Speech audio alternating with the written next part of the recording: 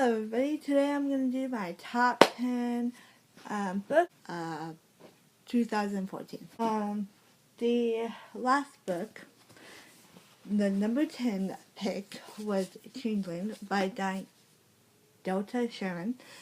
This book is about a girl named, what's her name? I think Neff, and she is a changeling. She was a human taken by the fairies and created and lived with the fairies. It's a really good book.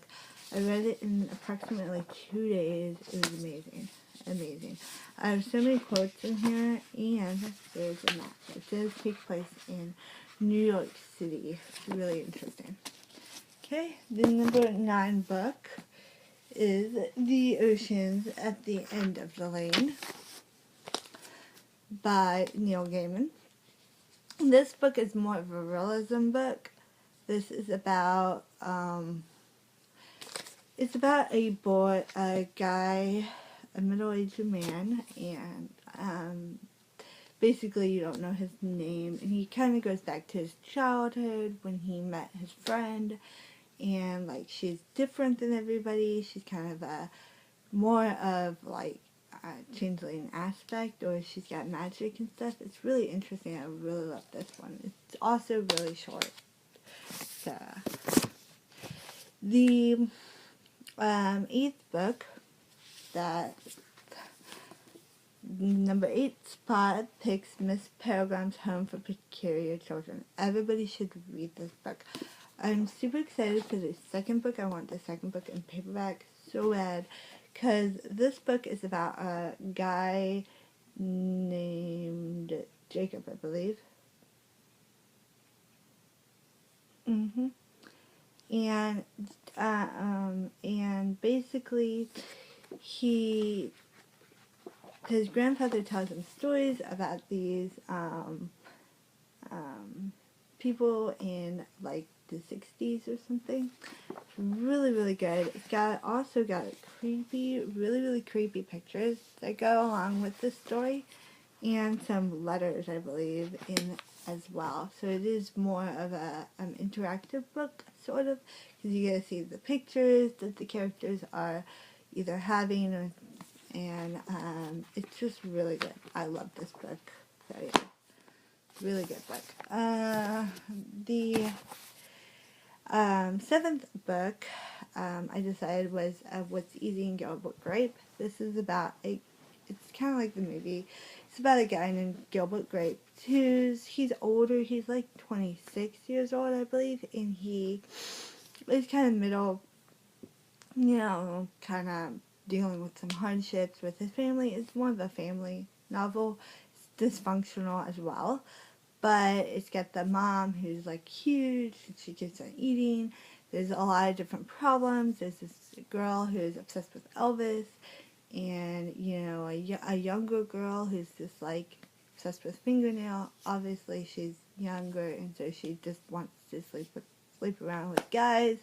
It's also got really a good kind of relationship story, not a love interest, but more of a relationship, because you don't know whether he gets with the girl or not, because they don't really have sex or anything like that. So yeah.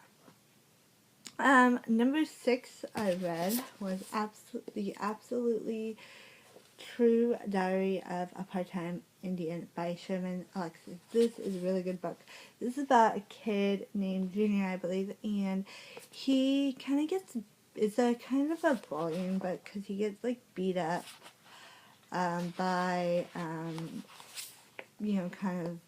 people in the Indian reservation.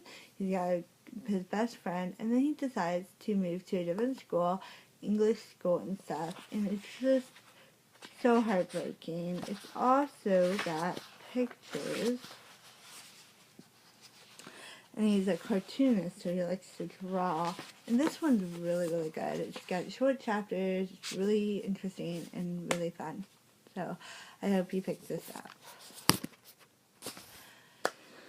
The the 5th book is I Am Legend. I do not have this one as well. This one I borrowed from the library. This is about a guy named, this is by Richard Masterson. This is about a guy named Nevlin. And Nevlin is the only human in society. And it's kind of how he survives. And I'm not going to tell you the ending because it's a really good ending. Reason why I gave it a 5 out of 5. The character is somewhat not likable, but I kind of I kind of like those characters that are not as likable because I kind of relate to them. I don't know why, I just do. Yeah, so, and I really like those unlikable characters and stuff because then you kind of get to see their improvement and overall, like, what happens kind of thing. So I really like that, and that was a 5 out of 5. Excellent book, excellent short stories. They're only 120 something pages, so it's not very long at all. The next book I rated 5 out of 5. Another one of my favorite books is Ready Player One, and this one does not have any tabs, but it was a really quick read. This one I read in approximately 3 days, and I could not put it down. This is about a guy named Wad Watts lives in and it takes place in the year 2044, and Wad Watts is obsessed with this guy that died, whose name is not listed here, unfortunately. And and this guy who died, who created this video game, has placed an egg in the video game. If you find that egg, you win all of the money and stuff. And this book is really good. It's got like a lot of 70s aspect culture, 70s and 80s culture and stuff. It's just really good with video games and movies as well. So really good. Highly check this out if you're a fan of the 80s or 90s. So yeah, or even 70s. The third, now we're getting into our top 3. The third one is The Merciless by Danielle Vedka. And I know you can't see this, but this is a really wonderful cover. I kind of got smudged because it's, greasy foods, I guess. This is about a girl named Sophie, and she makes new friends, and they're planning on performing an execution on Brooklyn. Now, it's not what it seems, and that's it. That's all I'm going to tell you it's about, because there's a really big twist at the end, and it keeps you guessing. This novel kept me guessing. What's going to happen next? Who's going to be the bad guy? I really wanted to know. This book is, if you love horror books, this is for you. It is so horrific. Like, somebody was saying that one of the scenes was really horrific for them, but I think it's more than that. So yes, really check this book out. It's creepy. If you love creepy books, this is it. Okay. The second book on my list is The Fifth Wave by Rick Yancey. This one made it to my top second. I love this book. This takes place in 3 different perspectives. I believe. We have Cassie, Zombie, and I believe the boy also. And I forget the other guy, but the guy who, I forget his name. It's not listed here because it's not. But this is a really excellent book. It's so massive, but I finished it in approximately 3 days. And it's just really good. The characters are amazing. How the aliens are really amazing. The aliens kind of invade the brain, kind of like the, what was it called?